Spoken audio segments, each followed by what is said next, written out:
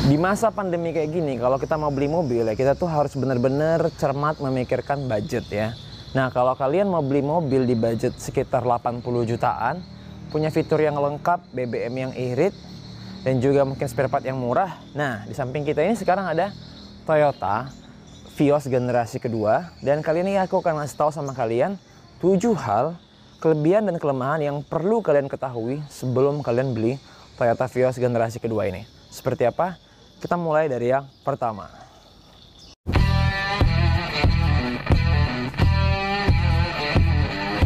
Yang pertama, kita bahas dulu kilas balik dari Toyota Vios ini. Vios ini adalah generasi kedua yang sedang kita review ini. Dia ada 4 generasi sampai sekarang. Generasi kedua ini hadir di tahun 2007 sampai 2013.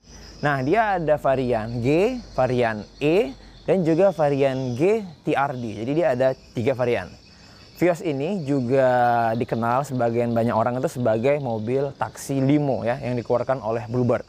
Yang kedua ini mau kita bahas adalah masalah budgetnya. Kenapa? Karena Vios ini memiliki fitur yang lengkap dengan harga cuman sekitar 80 jutaan aja.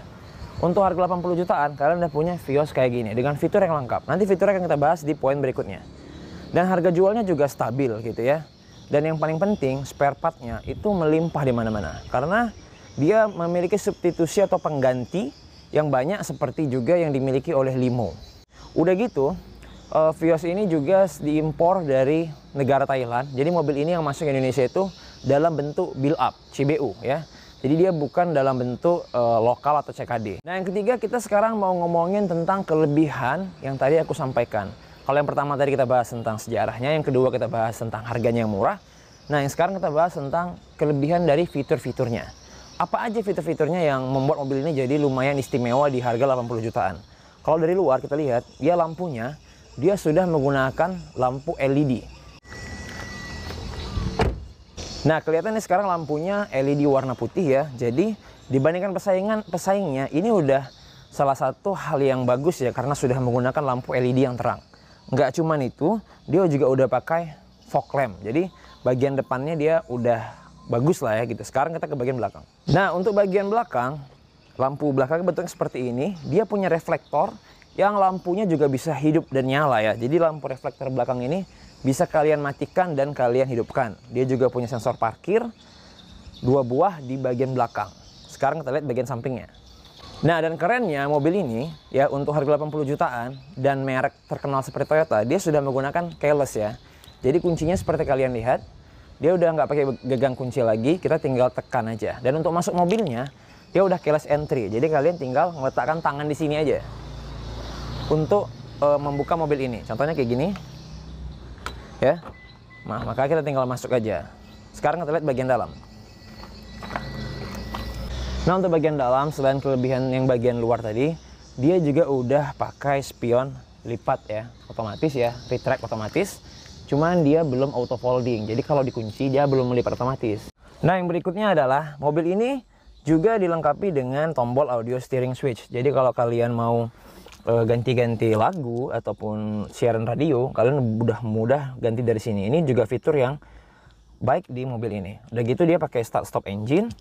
Dan mobil ini juga udah pakai speedometer MID yang fiturnya udah cukup lengkap ya.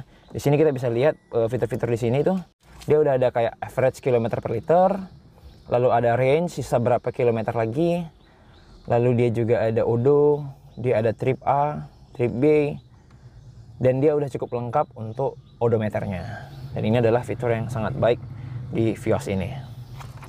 Nah, yang keempat adalah kalau kita ngomongin sedan, udah pasti kita kan ngomongin juga kapasitas penumpang ya, atau akomodasi. Sebagian orang nggak mau beli sedan karena dia hanya bisa untuk 2 baris penumpang, beda dengan mobil MPV yang bisa sampai 3 baris. Tapi bagi kalian yang mau beli sedan ya, kalian lihat dulu sebanyak apa akomodasi ataupun barang yang bisa kita bawa di dalam mobil ini. Yuk. Nah, mobil ini dia udah bisa maju mundur ya. Sandaran udah bisa dinaik turunin. Udah gitu dia juga ada height adjuster untuk ngatur ketinggian. Udah gitu, ini stewardnya, ini bisa dinaik turunin ya. Hanya aja memang dia belum bisa untuk maju mundur, teleskopik dia belum bisa. Nah, oke. Dengan posisi seperti ini, kita coba di baris keduanya selapang apa. Nah, ternyata kalian lihat ya, baris keduanya ini lapang sekali untuk orang yang tingginya 181. Jadi kalau mobil ini pun diisi oleh orang yang tingginya setinggi aku semua, maka mobil ini masih sangat lapang gitu ya. Untuk ruang kaki maupun ruang di kepalanya, ini masih sangat lapang. Nah, untuk penyimpanan sendiri, di sini ada bisa diletak satu ya. Pocket di sini, di sisi kantong, di sini juga ada. Lalu di sini ada, kalau kalian mau mendinginkan minuman, kalian tinggal letak di sini, akan kena AC-nya. Terus di bagian bawah sini juga ada ya. Lalu di bagian sini juga ada. Lalu untuk ukuran bagasinya, ini bagasinya cukup besar ya. Jadi kalian bisa masukin banyak barang. Meskipun dia hanya 2 baris, tapi bagasinya bisa banyak sekali barang-barang dimasukin.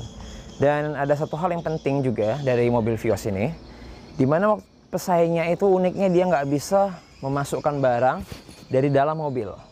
Tapi beda dengan Vios ini, kalian bisa masukin barang ke dalam lewat dalam sini. Ini kelihatan di tangan di sini ya. Nah, jadi kalian bisa masukin barang dari sini, dari dalam lewat sini.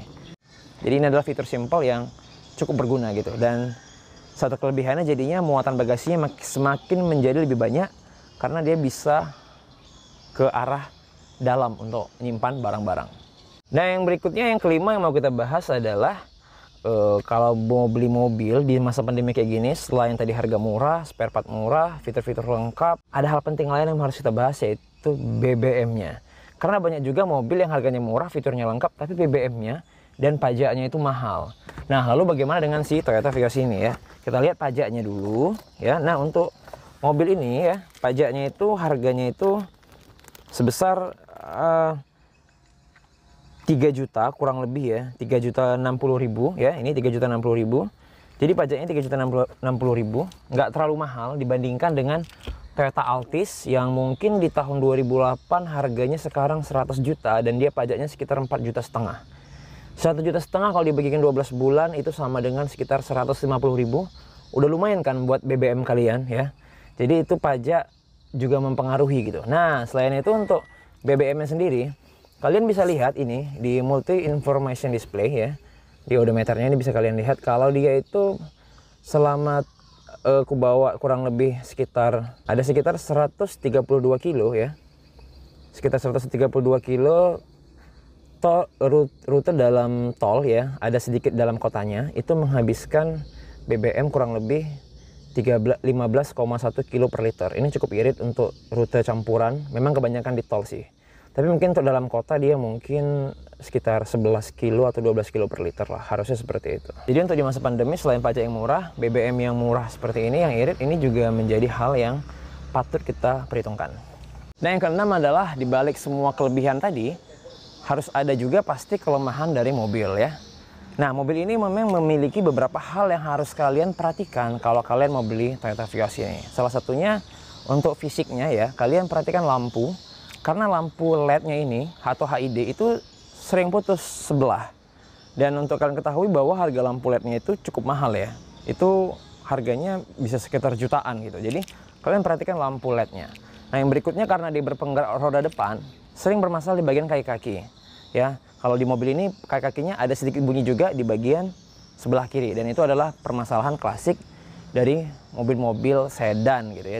Nah, berikutnya mungkin yang perlu dipertimbangkan kalau kalian memang orangnya gengsian, nggak mau dengan mobil yang mirip dengan taksi seperti limo, maka mungkin ini bukan jadi pilihan kalian karena banyak orang yang belum bisa membedakan antara limo dengan Vios, meskipun sebenarnya mereka itu sangat berbeda.